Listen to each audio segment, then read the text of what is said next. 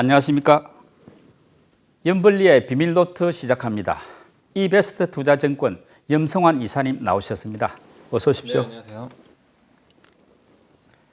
이번 주에는 비가 참 많이 내렸는데 출퇴근하는데 혹시 뭐 지장 없으셨습니까? 제가 이제 저기 아침에 노들목 쪽으로 가는데 거기 통제가 있어가지고 이번 주는 되게 좀 출근하기 힘들었어요. 이게 좀 돌아다녀야 돼가지고 다행히 좀 이렇게 금요일 좀 접어들면서 비가 좀 그친 것 같아서 좀 다행입니다. 날씨도 좀 제대로 자리 잡고 시장도 좀 정상화됐으면 기대하겠습니다. 먼저 이번 주 시장을 움직였던 주요 이슈들 한번 점검하고 시작하겠습니다. 이번 주도 증시가 올랐죠. 좋았습니다. 분위기 좋았고 4주 연속 상승세 참 오랜만에. 그런가요? 4주째 지금 계속 주간 기준으로 계속 오르고 있거든요. 그래서 2,500선까지 회복이 좀 됐잖아요. 일단 뭐 가장 큰 이유는 외국인이 바뀌었어요. 확실히 외국인들이 이번 주에도 한 2천억 이상 순매수하면서 계속해서 매수를 하면서 증시를 이끌어주고 있고, 그 다음에 그동안 사실 외국인 살 때 기관은 팔았거든요. 근데 이번 주는 샀어요. 기관들이 또 많이는 안 샀죠. 많이는 안 샀지만 그래도 그 옵션 만기를 이후로 또 어쨌든 매수가 들어오면서 기관도 복귀를 했고, 그리고 이번 주에 제일 큰 이슈는 역시 그 물가 발표였죠. 미국의 소비자 물가가 예상치를 어쨌든 하회하면서 달러가 급락을 하면서 역시 외국인 순매수에 더 도움을 좀 줬던 것 같고, 어쨌든 지금은 4주 동안 강세장이 이어지고 있잖아요. 그럴 때 항상 주도주가 있거든요. 근데 확실히 그 미국의 정책에 따른 주도주가 나와버렸잖아요. 뭐 흔히 말하는 태양광이나 뭐 2차 전지나 뭐 요새 또 방산주 이런 것들이 시장을 주도하는데, 그런 이제 주도주들이 꾸준히 또 올라갑니다. 그래서 아쉬운 거는 반도체가 좀 아쉽긴 해요. 삼성전자가 워낙 지금 부진해서 반도체가 지금 뭐 재고 증가 막 이런 우려 때문에 못 가는데, 이번 주도 사실 좀 부진했거든요, 반도체가. 그래서 반도체 자동차가 좀 부진해서 상승폭은 그렇게 크진 않았지만 다른 업종들이 좀 골고루 올라가면서 시장은 어쨌든 4주 연속 반등을 해줬다, 이렇게 보시면 되겠고, 그리고 물가 꺾이다 보니까 고용도 괜찮고 물가는 좀 꺾이는 것 같고, 그러면 이제 우리가 흔히 말하는 금리는 크게 안 올릴 것 같고, 분위기가 경기는 너무 걱정할 정도는 아닌데, 그러면서 좀 이렇게 시장이 좀 안도하는 그 랠리가 이번 주에도 계속 좀 이어졌던 것 같습니다. 말씀대로 미국 7월 소비자 물가 지수 이게 최대 변수였는데 뭐 예상치보다 좀 낮았죠. 8.5%였으니까. 이렇게 되면 앞으로 뭐 그동안 증시를 이제 짓눌렀던 게 고물가 우려인데 이게 좀 완화된다, 이렇게 기대도 되겠습니까? 네, 확실히 이번 지표만 보면 뭐 완화되는 게 뭐 확실해진 것 같아요. 일단 완화되는 쪽은 이렇게 지표들 보면, 물론 이제 이게 8.5%는 적은 수치가 절대 아니죠. 그래서 올해 3월인가요? 3월에도 8.5 올랐는데, 근데 같은 8.5인데 분위기가 완전히 다릅니다. 오를 때하고 내릴 때니까. 그러니까 그때는 올라가는 구간이고 지금은 이제 등산 갔다가 이제 내려오는 구간이다 보니까 확실히 좀 그 이번 8.5에 대해서는 시장이 환호를 했던 것 같고, 그리고 또 더 긍정적이었던 전월 대비해서는 안 올랐어요. 0%였죠, 물가 상승률이. 이게 거의 이제 에너지 가격이 워낙 많이 빠져서 그렇게 좀 됐던 것 같은데, 우리가 예상한 것보다 어쨌든 물가가 더 낮게 나오다 보니까 시장은 좀 긍정적으로 해석을 했던 것 같고요. 주거 비용도, 물론 이제 주거비는 아직도 올라가요. 주거비는 뭐 이번 달에도 전월 대비해서 0.5% 올랐는데, 근데 이것도 6월 달에는 0.6% 올랐거든요. 그러니까 약간 수치가 꺾이곤 있죠. 그래서 고질적인 이 주거 비용마저도 정점은 찍은 거 아니냐, 이런 얘기들이 좀 나온 것 같습니다. 그래서 연준이 의도했던 그 수요 둔화에 의한 에너지 가격, 뭐 각종 비용, 그러니까 각종 이런 그 서비스 물가, 재화 물가가 좀 꺾이는 게 확실히 좀 나오고 있어서 이번 시장은 어쨌든 좀 환호를 했다라고 보시면 되겠습니다. 그 미국의 기대 인플레이션도 6월에 6.8%에서 7월에 6.2%로 좀 하락했더라고요.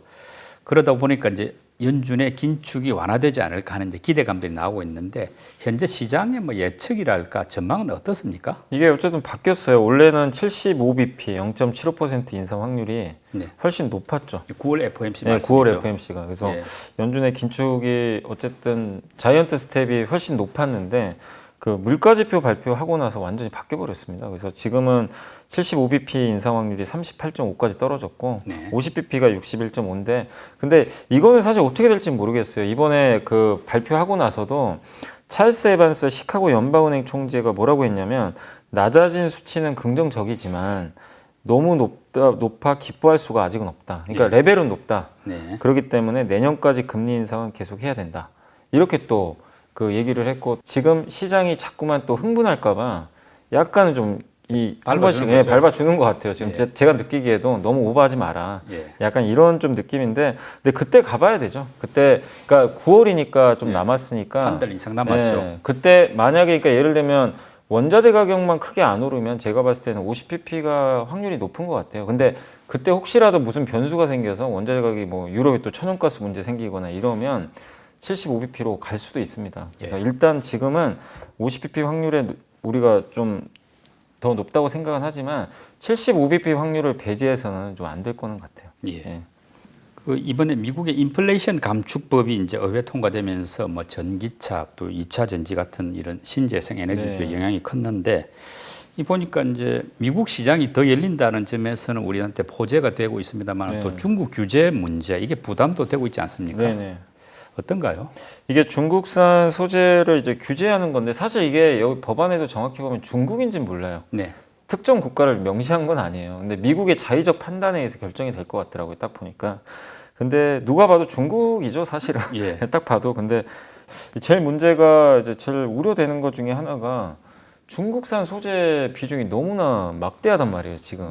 그러니까 뭐 그 흑연 같은 경우는 거의 100%입니다, 그냥. 거의 중국산이에요. 그러니까 흑연 생산하는 데는 좀 여러 군데가 있는데 흑연을 이제 정제를 해서 써야 될 거 아니에요. 이 정제는 거의 100%가 중국이라고 하더라고요. 그러니까 중국에서 공급을 안 해주면. 근데 만약에 이 법안으로 이게 통과가 돼서 확정이 돼서 중국이 명시가 되면 예를 들면 이제 그 보조금 만약에 현대차가 중국산 흑연이 들어간 뭐 만약에 어떤 소재가 들어간 배터리를 썼어요. 그럼 이제 못 받는 거죠. 못 받게 되는 거죠. 그러니까 그거를 당장 바꾸려면 시간이 많이 걸리는데 당장 이제 시행에 좀 들어갈 수 있잖아요. 그러면 이거는 뭐 배터리 회사 입장에서도 굉장히 지금 골치 아픈 상황이고 완성차는 더 힘들죠. 이거 중국산 배제하고는 뭐 배터리 생산이 지금 쉽게 안 되는 분위기인데 그럼 아예 보조금 받지 말라는 건가? 한 2, 3년은 이제 이렇게 될 수밖에 없어요. 그리고 또 아시겠지만 북미에 그럼 지어야 되잖아요. 비용을 또 감당을 해야 되니까 그 인센티브를 받을 거냐, 비용을 내가 어떻게 할 거냐. 그러니까 이 되게 좀 우리가 그냥 표면적으로는 중국을 견제하니까 좋은 거 아니야 이럴 수 있어요, 사실은. 근데 그 내용을 보면 중국이 너무나 꽉 잡고 있기 때문에 마치 우리나라가 반도체를 잡고 있는 것처럼 중국이 2차 전지 소재를 너무 잡고 있어서 이게 좀 굉장히 좀 업종별로 좀 희비가 엇갈릴 수밖에 없는 그런 상황인 것 같아요. 그러니까 그 법안 통과되면은 전기차나 2차 전지가 큰 효과가 있을 걸로 기대를 했는데 막상 내용을 보니까 만만치 않은 부담이 있다. 그런 점이 새로 좀 부각되는 것 같습니다. 그래서 요즘에 자동차 주가가 안 가는 이유 중에 하나가 내용을 봤더니 우리 당장은 현대차한테 사실 별로 좋은 게 없거든요. 그래서 좀 업종별로 좀 희비가 엇갈리는 것 같습니다. 지금. 그리고 반도체 지원법 같은 경우도 이게 지금 뭐 중국 견제하는 이 부분이 상당히 부담이지 않습니까? 그래도 이게 크게 보면 어떻습니까? 뭐 악재적인 부담 요소보다는 호재 측면이 더 크다고 봐야겠죠. 그러니까 호재다 악재라고 해석하기가 너무 어려운 것 같아요. 그러니까 애널리스트들마다도 또 다르고 제한적이다 아니면 악재다 이렇게 또 의견들이 좀 갈리더라고요. 근데 분명한 거는 공통적인 거는 이거예요. 그러니까 공통적인 호재는 뭐냐면 중국은 이제 반도체 굴기 못한다. 뭐 이거는 호재죠, 당연히. 우리의 잠재 경쟁자가 없어지는 거니까. 장기적으로는 호재다. 근데 다 똑같이 악재로 보는 거는 또 두 가지가 있어요. 첫 번째가 중국의 우리 삼성과 하이닉스 공장 어떻게 할 거냐. 여기에 대한 페널티가 있을 수가 있거든요. 그러니까 이번에 보조금을 미국에서 받게 되면 하이닉스나 삼성전자가 미국의 공장을 새로 업그레이드 할 때 이제 못 하는 거죠. 중국 공장을. 중국 공장을 할 때. 그러면은 그 공장은 그냥 옛날 공장이 돼버리는 거기 때문에. 근데 그 비중이 또 너무나 커요, 사실은. 그래서 여기에 대한 이제 비용 부담들 하나 있는 거고, 그다음 두 번째로 또 공통적으로 얘기하는 악재가 미국의 공장을 이제 짓는 게 목표잖아요. 이 법안 내용 보면 지어라 이거잖아요, 사실은. 근데 그러면 인건비만 해도 70%가 더 비싸대요. 그러니까 전체 비용을 따지면 한 30에서 40%가 올라가는데 아시겠지만 메모리는 비용 싸움이거든요. 근데 한국에 짓는 거하고 미국에 보조금 받고 짓는 거랑 했을 때 삼성 하이닉스 입장에서 쉽게 이거를 받아들일 수 있을까? 엄청난 비용이 올라갈 텐데. 뭐 특히 중국 공장하고 비교하면 몇 배 차이 나겠죠, 인건비가. 근데 D램 같은 경우도 사실은 영업이익률이 높지만 이제 미국에 가는 순간 생산성 떨어지고요. 인건비에다 각종 비용. 그럼 보조금 받는 게 의미가 없어져 버릴 수도 있어요. 예. 그러니까 이게 그런 두 가지 이유가 또 명백하게 좀 악재로 작용하다 보니까 근데 시장은 지금은 그 단기 악재에 좀 지금 주목을 하고 있다 보니까 이게 나오고 나서 주가 좀 안 좋아요. 예. 그러니까 장기적으로는 당연히 중국 견제는 좋은데 지금 단기적으로 그런 좀 부담감을 시장이 좀 반영을 하고 있는 것 같아요.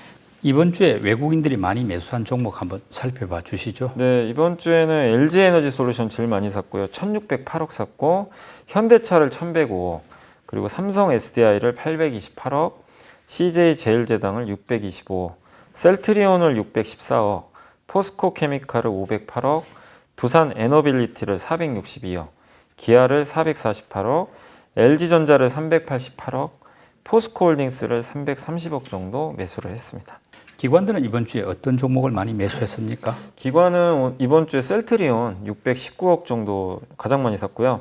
SK이노베이션은 557억, 카카오를 550억, 하나솔루션은 549억, LG화학을 485억, 현대건설을 443억, 하나에어로스페이스를 421억, CS윈드를 415억, 포스코케미칼을 401억, 셀트리온 헬스케어를 298억 순매수했습니다. 네. 금액이 좀 적네요. 네. 예.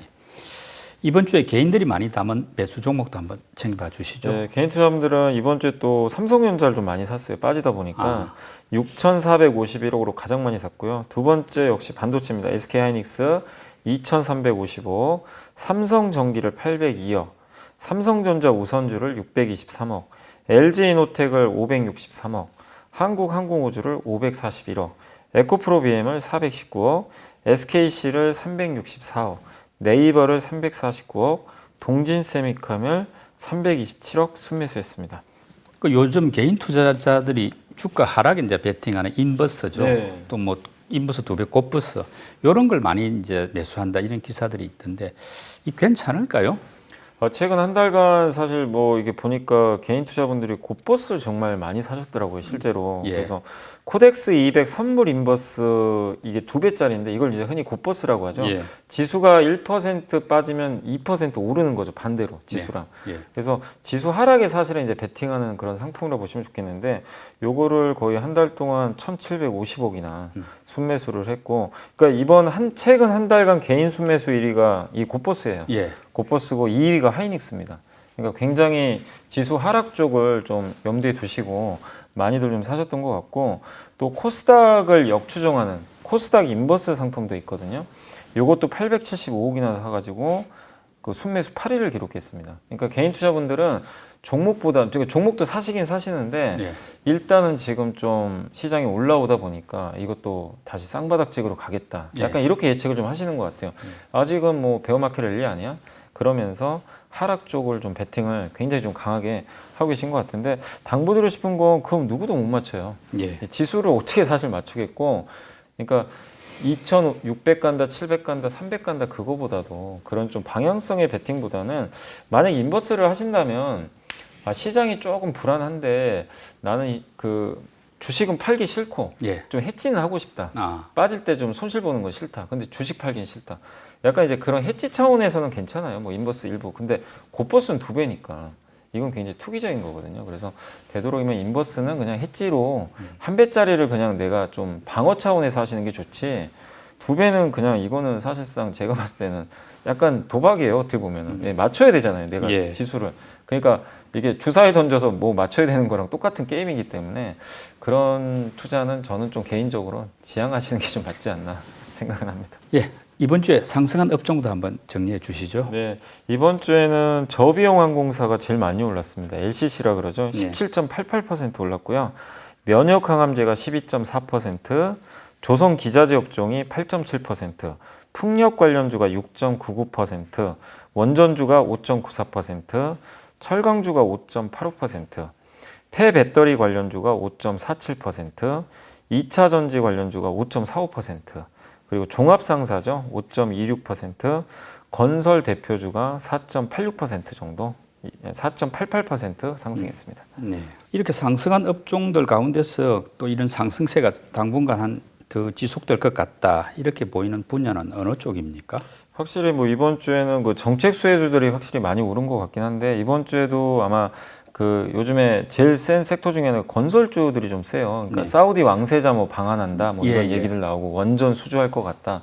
거기에 사실 우리나라 건설주가 다 들어가 있잖아요. 그래서 이 부분은 조금 더 이어지고, 그리고 주택 공급 정책 발표가 좀 미뤄졌잖아요. 이 때문에. 일단은 잠정 연기만 해놨기 때문에, 그래서 뭐 아마 호우가 없다면 다음 주에 발표 가능성이 좀 일부 있어요. 그래서 건설주들은 조금 더 괜찮을 것 같고, 그러니까 지난주에 그러니까 이번 주에 좀 괜찮았던 업종 중에 하나가 오랜만에 간 게 철강주. 사실 철강주 정말 많이 빠졌거든요. 근데 철강 업종도 중국의 인프라 투자 기대감도 좀 있기 때문에 워낙 또 저평가돼 있어서 조금 더 괜찮을 것 같고, 저비용 항공사도 좀 괜찮을 것 같습니다. 왜냐하면 뭐 돈을 벌고 이러는 게 아니라 이제 아직까지도 해외여행은 못 가지만 이제 뭐 더 나쁠 건 사실 없는 상황이고, 언제 하늘길을 뭐 언제든지 열 수는 있거든요. 오미크론만 좀 완화되면. 그래서 저비용 항공사들도 좀 꾸준하게 지금은 좀 한번 관찰을 해볼 필요는 있는 것 같습니다. 예. 그 최근에 뭐 DB 하이텍, 후성 같은 뭐 특정 업체 이름을 거론해서 좀 걸었습니다만은 자회사 뭐 물적 분할한다, 또 뭐 자회사를 상장한다 이렇게 해가지고 주가가 많이 불어졌는데, 뭐 이런 어떻게 보면 주주 이익을 좀 훼손하는 그런 행위라고 할 수 있는데, 이게 그동안 좀 자제한다 이야기가 있었거든요. 그러다 다시 이야기가 나오면서 주가가 많이 이제 내리고 하는데, 금융당국은 여기에 대해서 어떤 대책을 좀 갖고 있나요? 이게 뭐 많은 분들이 또 화가 많이 나셨어요. 사실 DB하이텍 주주분들도 그렇고, 뭐 후성도 마찬가지고, 아마 내용은 다들 알고 계실 거예요. 어떤 내용인지 이제. 근데 어쨌든 이제 물적 분할과 관련해 가지고 사실 이번에 금융위원회가 열렸는데, 이번에 어떤 게 나왔냐면 물적 분할을 반대하는 주주들한테는 주식 매수 청구권을 부여한다. 이게 뭐냐면, 혹시 여러분들 만약에 내가 갖고 있는 기업이 갑자기 합병 결정이 나거나 뭐 매각 결정이 났을 때 갑자기 주식 매수 청구권 뭐 행사하라고 뭐 날라오는 거 보셨을 거예요. 문자나. 이것도 똑같은 거죠. 물적 분할을 한 다음에 상장을 하겠다. 그러니까 이 자회사를 상장할 때 주주한테 피해가 가는데 나는 반대한다. 그럼 사실 대응할 수 있는 게 없거든요. 현재까지는. 근데 그런 주주분들한테 회사가 사주는 거죠. 근데 이게 좀 논란이 되는 게 도대체 얼마에 사줄 거냐. 그러니까요. 만약에 주가가 폭락을 해요. 그러니까 이게 상장한다는 뉴스가 나오잖아요. 일단 주가 폭락하거든요. 보통 한 15% 빠져요. 그럼 거기를 또 기준으로 해가지고 만약에 몇 달 정도 이거 평균가를 내면 이게 의미가 없는 거거든요, 사실은. 굉장히 내려온 상태에서 좀 올려서 사주면 기존 주주 입장에서는 굉장히 불만이 있을 수밖에 없고, 그래서 가장 좋은 거는 그겁니다. 신주 인수권을 줘야 돼요. 그러니까 만약에 LG엔솔이 상장을 하면 LG화학 주주들한테 신주 인수권을 그냥 주는 겁니다. 자회사 주식을 뭐 배당 같은 거, 뭐 주식 배당도 괜찮은 거고. 그러니까 뭐 보유한 주식 비율에 따라서 비율에 따라서 준다. 그래서 이게 실제 사례가 있는 게 저도 한번 이게 찾아봤거든요. 그 작년에 독일의 다임러라는 그 다임러 벤츠 있잖아요. 거기가 다임러 트럭을 물적 분할을 했어요. 상장을 한대요. 근데 신주의 65%를 모회사 주주한테 주는 거예요. 그래서 아무도 거의 반대를 안 한대요. 그리고 영국의 GSK라는 굉장히 유명한 제약회사 있거든요. 이 회사가 헤일리온이라는 회사를 물적 분할해서 상장을 했는데 똑같아요. 신주 54.5%를 모회사 주주한테 배정을 해서 무리 없이 된 거죠. 근데 우리나라는 이게 없어요, 지금. 그러니까 동시 상장할 때 저도 뭐 좀 이렇게 금융당국한테 원하고 그러니까 말씀드리고 싶은 건, 주식 매수 청구권 사실 큰 의미가 없고 신주 인수권을 반드시 요 정도 한 최소 50% 이상은 배정을 해줘야 됩니다. 그러니까 필요하면 물적 분할을 해가지고 또 자회사를 키워서 뭐 상장할 수도 있는데, 말씀대로 기존 주주한테 그 갖고 있던 이익을 뺏어가면서 어떤 대주주 이익을 더 키우는 이 방식보다는 뭐 말하자면 신주 인수권 주면은 누가 반대하겠습니까? 그럼 뭐 나도 어차피 그러면 나는 LG엔솔 주주가 되는 거예요, 어쨌든. 근데 그게 아니라 매수 청구권은 너 마음에 안 들면 팔아라는 얘기거든요. 그러니까 이거는 못 받아가는 거예요. 또 금액을 기준을 어떻게 정하냐에 따라 말씀대로 달라져 버리니까 뭐 기존 주주의 이익을 제대로 뭐 보상해 준다고 하기는 어렵죠. 그래서 저도 이제 마지막으로 이 부분은 말씀드리고 싶은 게, 사실 상법 바뀌면 되거든요. 이게 382조 3항 아마 아실 거예요. 이사는 법령과 정관의 규정에 따라 회사를 위해 그 직무를 충실하게 수행해야 된다. 여기에 그 회사와 전체 주주를 위해서라고만 딱 넣어주면 사실 이제 이건 끝나요, 그냥. 더 이상 뭐 우리가 뭐 여기에 피해를 볼 이유가 없어요. 왜냐하면 이게 들어가면요, 만약에 이런 물적 분할에서 동시 상장했을 때 소송이 가능해요. 지금 소액주주분들 소송해서 보상을 받을 수가 있는데 이게 지금 없기 때문에 대항책이 없어요, 사실상. 그러면 크게는 이제 상법의 382조 3항을 개정하거나 또는 신주 인수권을 이렇게 넣어주면 되죠. 넣어주면 그 정도 두 가지만 들어가도 굉장히 기존 좋죠. 지주들한테는 뭐 도움이 되겠네요. 이제 이런 물적 분할 후에 동시 상장의 이제 공포가 없어지는 건데 지금 이번에 금융위의 정책을 보면 이런 것들이 없어요. 그래서 좀 아쉽습니다, 사실은 좀. 염 이사님이 선정한 이번 주에 보고서 듣는 순서인데요. 어떤 내용 준비해 오셨습니까? 네, 일단 오늘은 그 게임주 하나 좀 그 게임 업종 분석 자료가 오랜만에 나와서 제목이 뭐냐면 올해 하반기는 중소형 게임사가 좀 답이다. 대형보다는. 그래서 SK증권의 이소중 연구원님이 쓰신 자료고요. 뭐 간략히 설명해드리면 대형 게임사들이 올해는 좀 성장이 어려울 것 같다. 왜냐하면 그 인건비하고 마케팅 비용을 너무 많이 쓴대요. 그래서 그런 비용 부담들이 있는데 그걸 커버하기 위해서는 이게 흔히 구글 플레이 스토어에 게임 내놓으면 신작 게임이 매출 순위가 어쨌든 최소한 5위 안에는 들어가야 된대요. 상위 뭐 이렇게 5위 안에 들어가야 그걸 어느 정도 커버를 할 수가 있다고 하는데 그게 사실 쉽진 않거든요. 1, 2, 3, 4, 5등이 워낙 단단하기 때문에 그래서 신작이 출시된다고 해도 이렇게 크게 지금 이익을 내기가 좀 어려운 상황이고 그래서 대형 게임사보다는 중소형 게임사를 좀 보자.